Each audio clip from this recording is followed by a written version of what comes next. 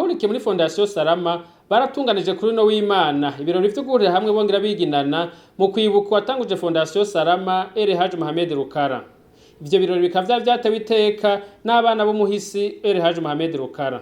Karenga Ramazane umwe mu bagendanye n'umuhisi El Hadji Mohamed Rukara haba mu rugamba rwo guteza imbere idini ry'Abayisilamu canke mu rugamba rwo guhabuza demokrasi mu Burundi avuga ko ivyiza Mohamed Rukara yakoreye igihugu n'umuryango w'Abayisilamu batazovyibagira ari nayo ntumbero bari bahuye kugira ngo abo yasize n'abahurikiye muri Fondation Salama bashobore kubandanya ivyo bikorwa vyiza.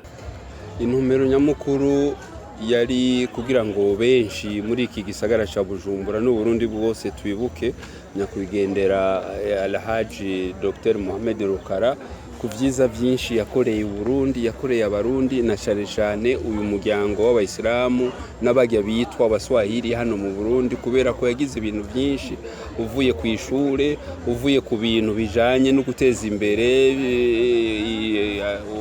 umuryango w'abaswahili nko gushinga ama orchestre y'imiziki kugira ngo abantu bige ku buntu ari mu mashure y'imyuga n'ayandi mashure. No kuvuga rero uno munsi abana bari baje bavuye mu mihingo itandukanye y'igihugu no hanze y'igihugu kugira ngo bagaruke bashobore nabo nyene kwifatanya n'abandi bahoze muri ntuzanye Fondation Salama ngo tumwibuke kandi tuce duhana isango ku kubandanya guteza imbere imigambi yasanzwe afise yo guteza imbere igihugu cy'u Burundi. El Hadji Mohamed Rukara ngo yaritangiye igihugu n'umuryango we wa Islamu kandi akabikora atavangura. Uruhara rwiwe mu bihe bigoye igihugu caciyemwo mu gahabuza intaya ya demokrasi ngo rukaba rwabaye ntangere nk'uko bivugwa na Karenga Ramazane umwe mu bagendanye. Eka ngo n'igihagarariye idini rya Islamu rifise ubu ngo Rukara yabigizemo uruhara rukomeye cyane.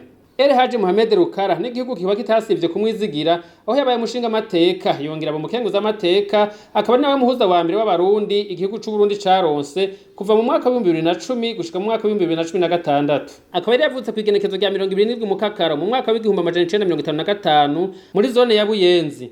Akaba rero yitavye Imana igenekezo rya 29 mu Nyonyo umwaka wa 2019 biturutse ku ngwara ya kanseri mu gihugu cy'u Bubirigi. Amaziko yiwe akaba yabaye tariki 9 Kigarama umwaka wa 2019. Kwa hivyo njia pekee ya kutatua mizozo yetu midogo midogo na mikubwa mikubwa ni kuwa na mazungumzo daima, mazungumzo ya usalama na amani, mazungumzo ya uwazi na ukweli, mazungumzo ya haki, sio ya kuundaunda.